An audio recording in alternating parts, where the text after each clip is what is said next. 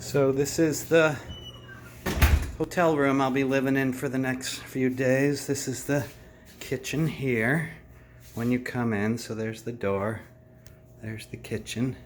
And we got all Gabe's stuff in here that you helped cook. There's the turkey, the stuffing, his Coke, all the other things.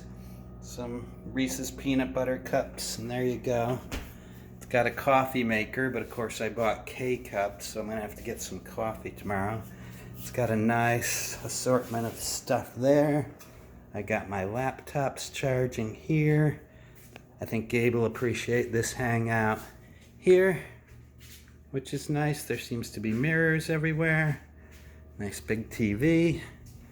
This is the bathroom, which I guess you can just kind of walk right through into the whatever other part of the bathroom here. And I got my plenty of glasses there and ready to go here.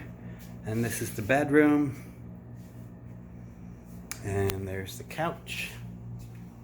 And got a nice comfy bed here. Got everything all plugged in, ready to go.